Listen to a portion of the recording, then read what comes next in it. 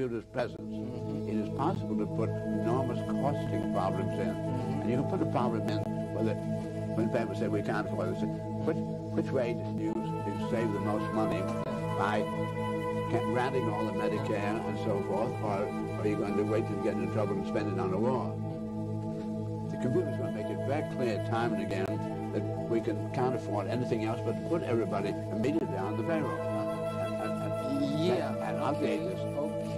So by virtue of the computer, I can see that the young world with its truth and so forth, maybe, and they are really all learning how to program computers, we're going to be able to put these problems in, and it's going to become suddenly overnight manifest to the world that this is the only way the world really can work. Down go the sound renters, down go the houses about to get in a living, and say, how do we really make the world work?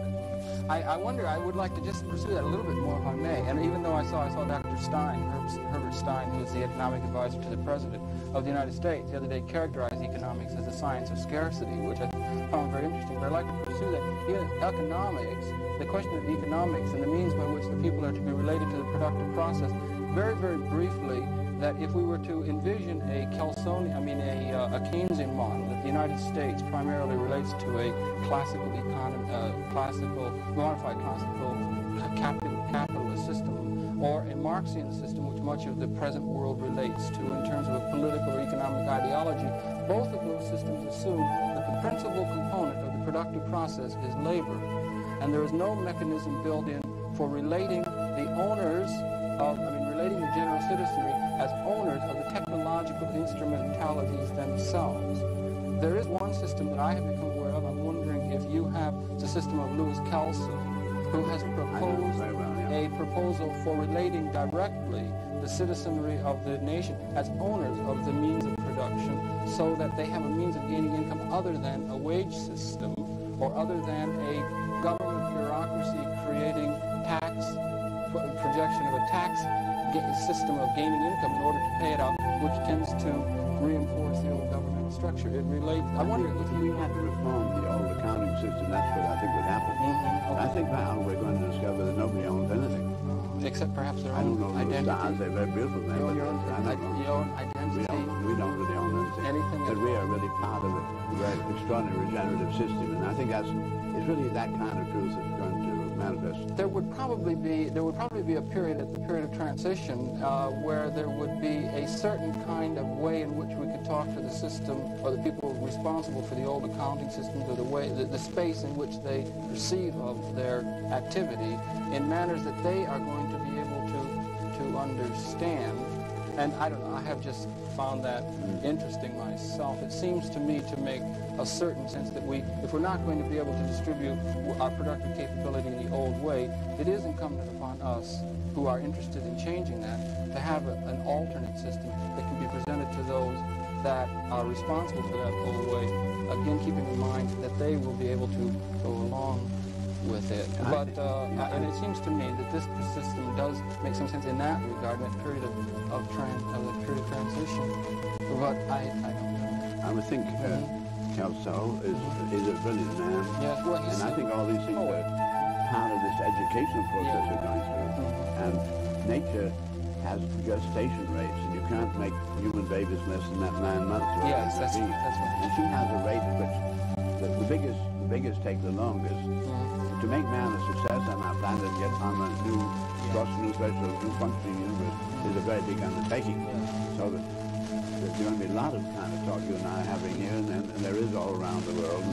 But I see mostly we went through a period of great dismay, realizing the older things were not working. But now there's much more earnest inquiry about how do you make it work. Personally, I think everybody has validity, but my own commitment is then into resolving problem solutions into what are called artifacts, where the artifact speaks for itself rather than, for instance, let's have a man who's left his family over here to get some food over here. While he's away, there's a great flash flood between himself and his family, coming from a great mountain lake up above him, and so there's roaring torrent, and he can't get back to his family. And nature then washes a big pinnacle rock loose and it falls across the chasm. He will use that bridge and not try to swim across the bottom.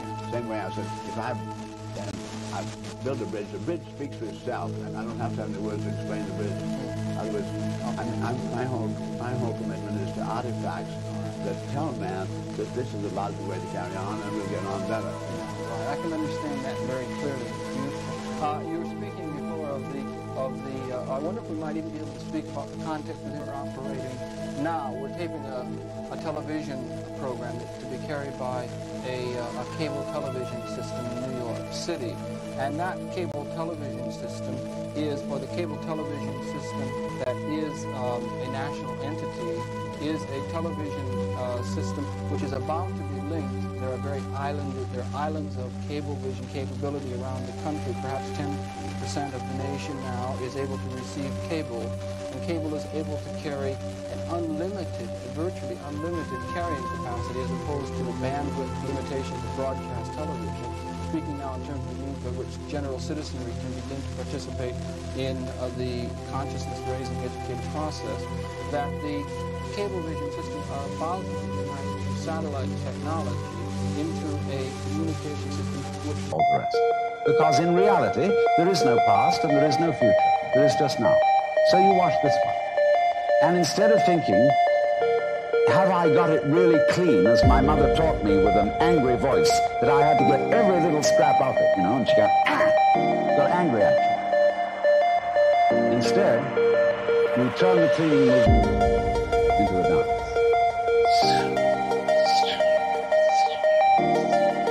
Like this. And you did that.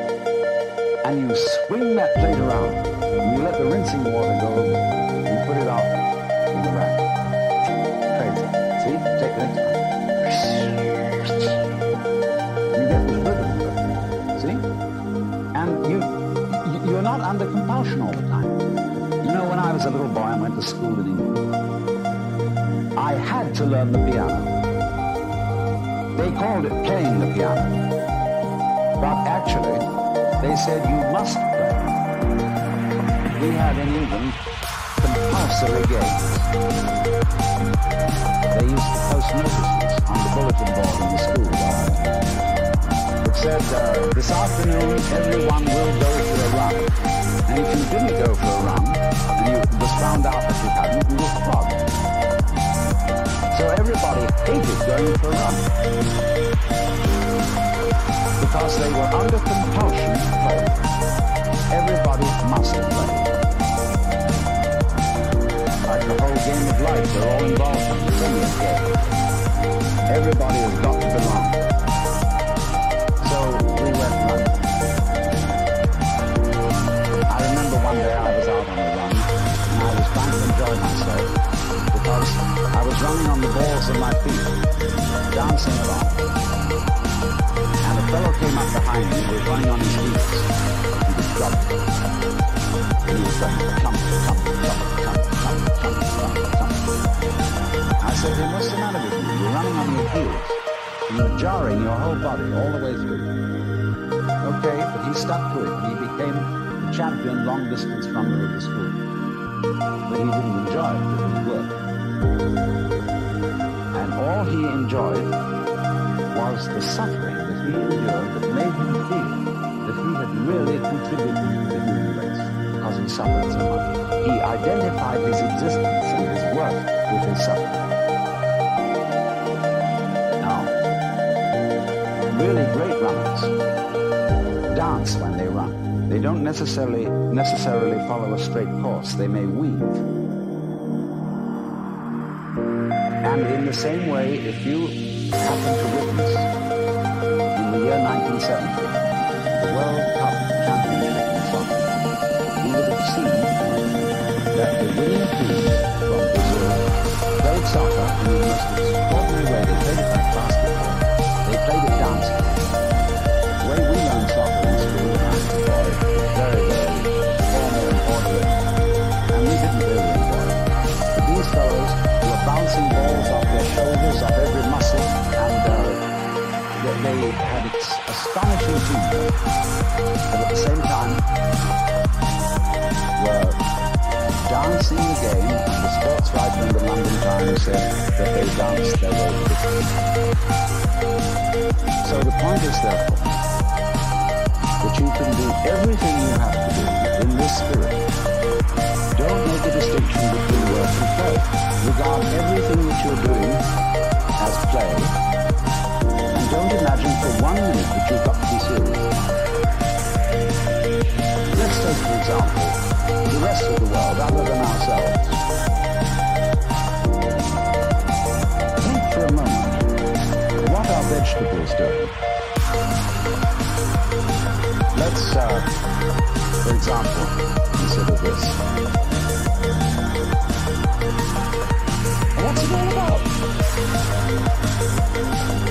I mean, it serves us, human beings, by being decorative. But what is it from its own point of view?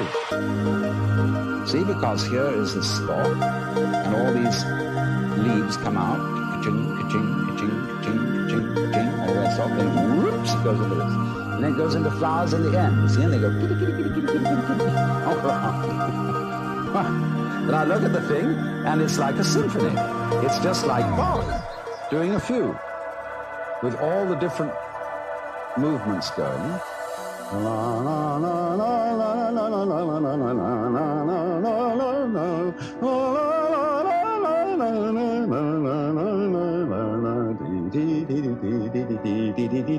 And that's what it's about.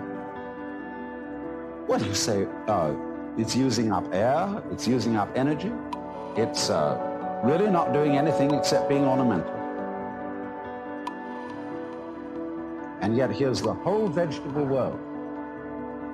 Not only cactus plants like this, but all trees, roses, tulips, and edible vegetables, cabbages, celery, lettuce. They're all doing this dance.